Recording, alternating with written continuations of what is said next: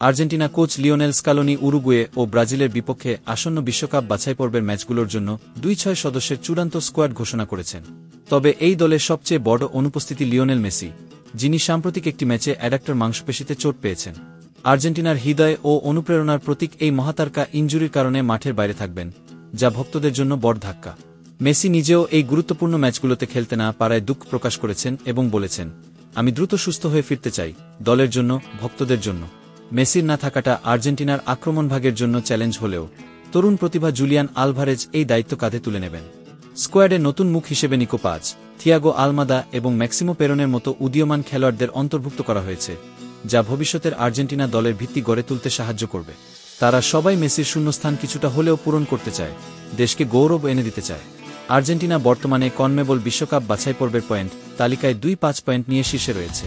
তবে তাদের সামনে বড় দুটি লড়াই, ২-১ মার্চ উরুগুয়ের বিপক্ষে এবং ২-৫ মার্চ ব্রাজিলের বিপক্ষে। প্রতিদ্বন্দ্বিতাপূর্ণ এই ম্যাচগুলোতে শুধু দক্ষতা নয়, লড়াই করার মানসিকতাই পার্থক্য গড়ে দেবে।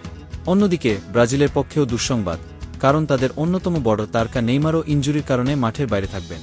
আর্জেন্টিনার চূড়ান্ত স্কোয়াডের উল্লেখযোগ্য খেলোয়াড়রা হলেন গোলকিপার এমিলিয়ানো মার্টিনেজ, বিশ্বকাপজয়ী বীর, যিনি বারবার দলকে রক্ষা করেছেন; Jeronimo Rulli, Walter Benitez, defender Nahuel Molina, Cristian Romero, দুর্ভেদ্য রক্ষণ প্রহরী; নিকোলাস ওতামেন্ডি, অভিজ্ঞ ও দৃঢ়চেতা নেতা; German Pezzella, Nicolas Tagliafico, midfielder Enzo Fernandez, সৃষ্টিশীল প্রতিভা; রদ্রিগো ডি পল, দলের হৃদস্পন্দন, অক্লান্ত যোদ্ধা; Alexis Mac Allister, Ezequiel Palacios, forward Julian Alvarez, নতুন প্রজন্মের আশা; লাউতারো মার্টিনেজ, প্রাণবন্ত স্ট্রাইকার; অ্যাঞ্জেল কোরেজা।